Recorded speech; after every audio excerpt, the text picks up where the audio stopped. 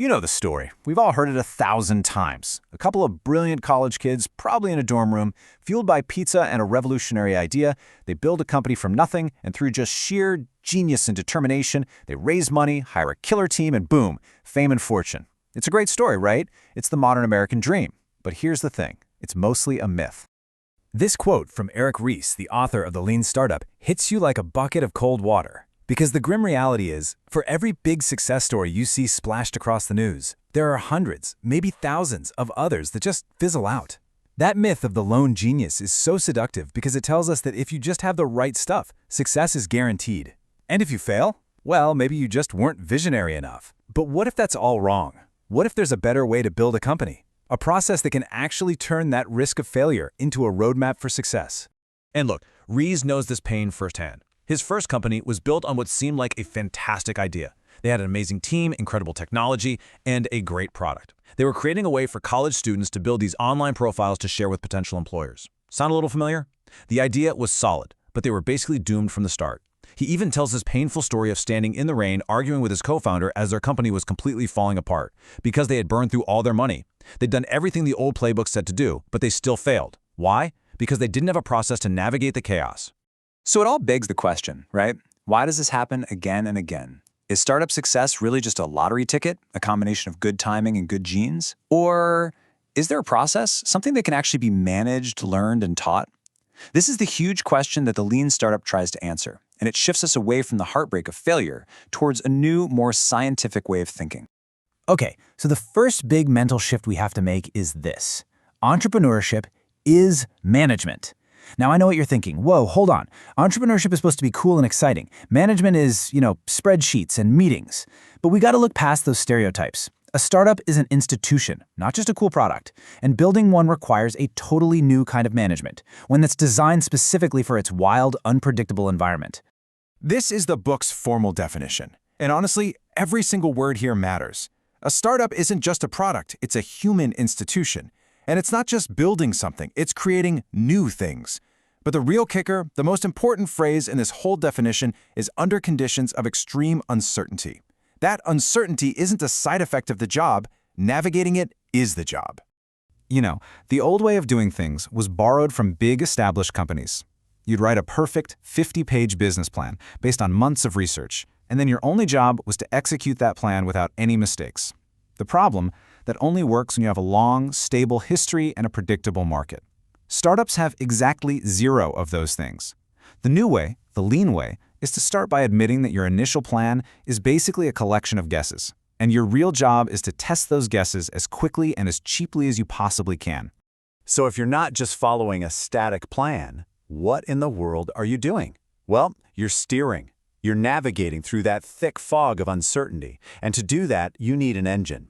The Lean Startup gives us the core mechanism that's designed to power the whole thing forward. This diagram right here, you gotta burn this into your brain. This is the heart, the absolute engine of the entire Lean Startup methodology. It's the build, measure, learn feedback loop. It's a really simple idea on the surface, but it's fundamentally different from how we used to think about product development. Instead of spending months or even years building towards some big launch day, the real goal is to cycle through this loop over and over and over again as fast as you can.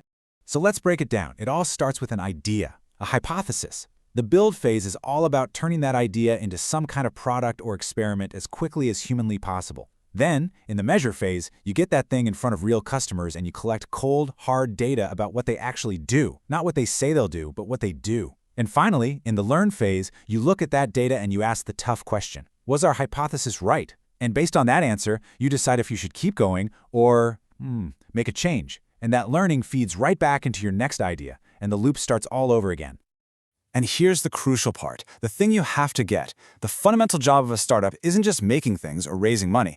It is to accelerate through this feedback loop. The companies that win aren't always the ones with the best initial idea. No, the winners are the ones who can learn the fastest. The ability to learn from your customers faster than your competitors is the single greatest sustainable advantage a startup has, period. All right, so the loop sounds great in theory, but where do you even begin? How do you jump into that build phase without, spending 6 months and all your cash on an idea that might be totally wrong? Well, the answer is probably the most famous concept from the entire book. The minimum viable product, or MVP. This term gets thrown around all the time, and honestly, it's almost always misunderstood. So let's be super clear. The number one purpose of an MVP is not to be sold. Its purpose is to learn. The viable part doesn't mean ready to sell to millions of people. It just means viable enough to start that learning loop. It is the simplest possible experiment you can run to test one of your big, scary assumptions. This slide nails the misunderstanding perfectly. So many founders think an MVP is just version 1.0 with a bunch of features missing. But that kind of thinking keeps your focus on the product itself. The lean startup flips that on its head. It shifts the focus to the learning. An MVP isn't really a product at all. It's an experiment. The question isn't what's the minimum we can ship. The real question is what's the fastest, cheapest thing we can build to learn if we're even on the right track. And the Dropbox example is the perfect illustration of this. When Drew Houston had the idea for Dropbox, he knew that actually building the file syncing technology was going to be incredibly hard. So instead of spending a year in a cave coding, he made an MVP. And his MVP wasn't software. It was a 3-minute video. He just recorded his screen and narrated what the final product would do. He posted it online, and literally overnight, the waiting list for his product jumped from 5,000 people to 75,000. That video was the experiment. It tested his biggest, riskiest assumption: do people even want this? And the signups were the proof. And this brings us to the whole point of the process: validated learning. You know, learning is the oldest excuse in the book for failure, right? It's so easy to fail and just say, well, hey, at least we learned something. But validated learning is different. It's tough. It's rigorous. It's about proving with real data that you're actually discovering valuable truths about your business. It's the antidote to that nightmare scenario of perfectly executing a plan that leads you straight off a cliff. So you've done it. You've built an MVP. You've measured the results. You've got some real validated learning. Now what? Well, now you face the single toughest and most important decision a founder can ever make. This is it, the moment of truth. You have poured your heart, your soul, your savings into this brilliant idea. You have a vision. But the data, the actual validated learning from real customers, is telling you that one of your core assumptions, the very foundation of your entire strategy, is just wrong. What do? Do you just stubbornly push ahead, convinced that the market will get it eventually? Or do you do something else? And this is the choice, right here: persevere or pivot. If the data shows your hypothesis was correct and you're making real progress towards your vision, you persevere. You double down and you run another loop, but faster. But if the data proves a fundamental part of your strategy was false, it's time to pivot. And a pivot isn't just a small change. It's a structured, strategic course correction. You keep one foot planted in what you've already learned, and you change direction to test a brand new fundamental hypothesis.